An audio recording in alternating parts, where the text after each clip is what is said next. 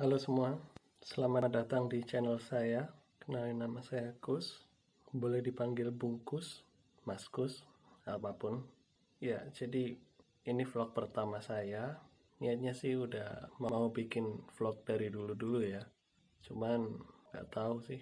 Vlog ini mau diisi apa sih? Rencananya mau aku isi keresahanku, terus ya pengen ngoceh aja sih basically ya. Topiknya bisa tentang politik, sosial, current issues, apapun yang lagi sedang hangat dibahas, diperbincangkan. Ya jadi udah lama pengen bikin vlog, cuman ya ada aja lah, entah itu terutama dimotivasi ya, bikin gak ya gitu. Akhirnya kesampaian. Dulu ada latar belakang dikit ya. Dulu beberapa bulan yang lalu tepatnya di kantorku yang lama, aku biasa ngobrol sama teman-teman, topik-topik yang lagi hangat, politik, sosial, dan ya enak gitu ada teman ngobrolnya. Sekarang dia udah resign, kayak apa ya? Kebanyakan temanku jauh sih. Aku merantau kan di kota lain. Jadi di sini tuh hampir ya cuman satu dua aja temen yang bisa nyambung diajak ngobrol politik gitu. Dan sangat asik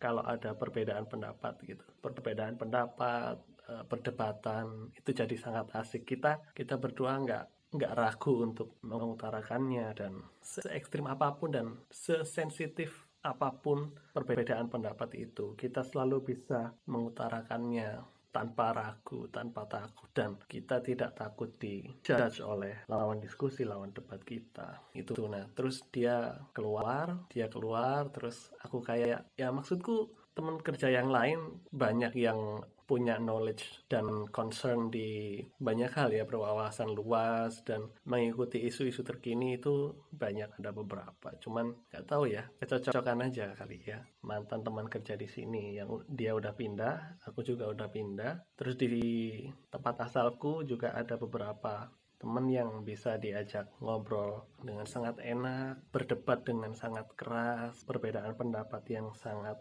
ekstrim, tapi kita bisa dan sangat nyaman untuk mengutarakan hal itu gitu. Karena di Indonesia ini nggak di sembarang tempat kita bisa membicarakan hal itu ya, hal-hal yang sensitif. Menurutku masyarakat masih belum dewasa dalam menyikapi perbedaan pendapat ya. Ada banyak sekali topik-topik yang harusnya itu dibahas gitu loh. Kalau nggak dibahas, kalau kita tidak bicarakan, nggak akan selesai masalah itu. Dan ketika kita ingin ngobrolin tentang hal itu, konsekuensinya sangat-sangat tidak mengenakan ya. Pertama ya, ada yang diperkarakan, ada kan topik tentang ngomongin tentang Papua misalnya. Somehow beberapa, aku nggak bilang semuanya, somehow beberapa, tapi banyak juga orang yang bersuara pro referendum itu ditangkap polisi atau diciduk. Itu hal yang kita masih belum bisa obrolin dengan enak gitu loh. Terus apalagi ya, ya ngomongin soal PKI, G30S, dan kasus yang terjadi selama tahun 1965, 1966, dan rentetan kejadian-kejadian setelah itu. Kita nggak bisa bebas ngomongin tentang hal itu ya. Kalau kita mengkritik kejadian tahun 65, 66, dan rentetan kejadian setelah itu gitu, kita bisa dicap PKI. Dan kalau udah dicap PKI, kita dicap pengkhianat bangsa lah, pengkhianat negara lah, komunis, ateis, tidak bertuhan, tidak bermoral. Padahal kalau kita menggali sejarahnya yang secara independen, terbebas dari yang pernah kita pelajari di sekolah gitu, dan dengan bukti-bukti yang ada, bukti-bukti berupa dokumen, berupa catatan, berupa testimoni, kesaksian dari para pelaku sejarah, kita bisa belajar banyak hal dari peristiwa-peristiwa tersebut. Padahal kalau kita bisa ngobrolin tentang hal itu menurutku orang Indonesia bakal menjadi sangat-sangat lebih dewasa daripada yang sekarang ini gitu. Bung Karno sendiri pernah bilang, jangan sekali-sekali melupakan sejarah. Wah, ada beberapa. Ngobrolin Orde Lama dan Orde Baru. Kalau ngobrolin Orde Lama, kita mengkritik Orde Lama, alias kita mengkritik Bung Karno, kita bisa dianggap apa ya? Kita akan somehow saya mendapat impresi bahwa kita bisa dimusuhi oleh para golongan orang-orang yang berpendapat atau memiliki ideologi ultranasionalisme gitu. Itu kalau kita mengkritik Bung Karno. Terus kedua, kalau mengkritik Soeharto, kita bisa dituduh PKI gitu. Tapi walau bagaimanapun ya, saya masih amat sangat bersyukur sejak kecil ya. Sejak kecil saya sudah menikmati reformasi, sehingga ketika saya sudah di umur segini gitu, saya sudah berada di level reformasi yang jauh lebih baik daripada dulu waktu saya katakanlah masih TK atau masih balita gitu. Ya dulu waktu masih kecil mengeluh apa, paling minta dibeliin mainan sama bapak, terus saya mengeluh kalau emak saya masak sayur gitu, saya kan nggak suka sayur gitu, terus diajari dengan cukup disiplin buat makan sayur gitu. Ya meskipun sampai sekarang saya sangat rewel ya perkara sayur ini. Saya sangat milih-milih perkara sayur. Ya waktu kecil paling mengeluhnya soal itu ya, karena bisa dibilang hampir semua kebutuhan saya dipenuhi oleh orang tua saya ya. Pendidikan, makan, surat-surat. Kita kan waktu masih kecil kan nggak perlu ngurus surat-surat sendiri, misalkan masa ada anak TK ngurus surat keterangan tidak mampu kan, SKTM gitu. Jadi sehingga ketika saya besar, ketika saya sudah mengalami lumayan banyak hal, maksud saya adalah ada beberapa hak saya sebagai orang dewasa yang masih belum bisa saya dapatkan dengan mudah. Entah itu terganjal birokrasi atau peraturan atau karena pemerintahnya gitu. Dan saya sekarang bisa mengeluh menggunakan platform-platform yang ada. Saya bisa mengkritik lewat media sosial dan lewat YouTube ini juga.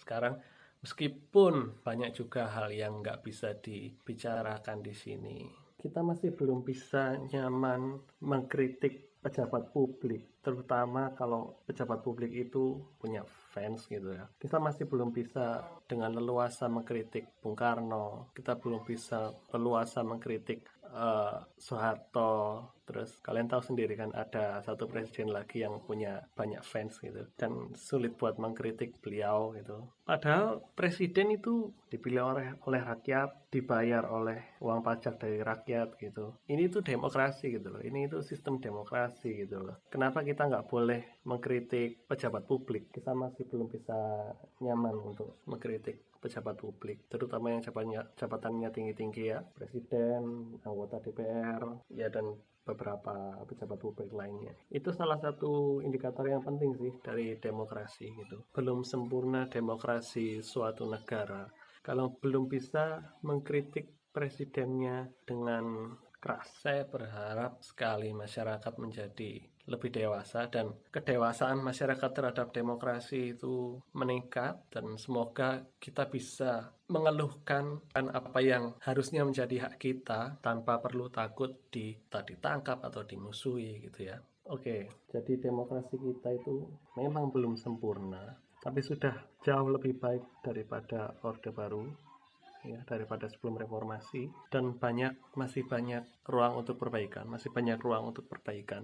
Saya berharap semoga semakin baik lagi, meningkat, dan tidak menurun, dan cita-cita reformasi tercapai, dan bangsa Indonesia sebagai negara demokrasi semakin dewasa demokrasinya, dan saat itulah kita berhasil mencapai sila keempat, kerakyatan. Kerakyatan adalah demokrasi. Tadinya pengen bahas isu terbaru, cuman nggak ada bahan apa, stafsus milenial yang conflict of interest, yaitu menarik untuk dibahas sih. Itu harus dikritik, dan kita sebagai warga negara yang bayar pajak, itu adalah hak kita buat mengkritik, buat menuntut pemerintah, buat mengeluh agar pemerintah bekerja dengan semakin baik, lebih profesional ya.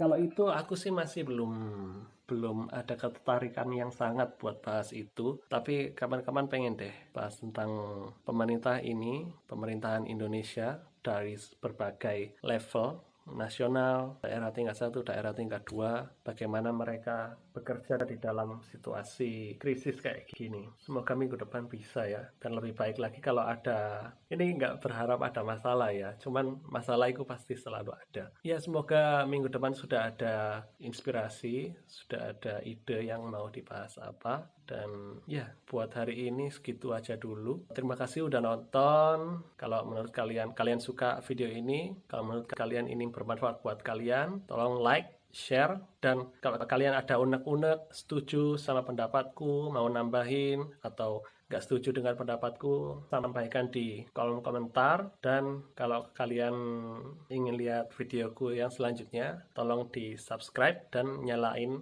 lonceng notifikasinya. Tambahan lagi, follow media sosial saya di bawah ini, di deskripsi. Oke, goodbye. Bungkus di sini. Yuk.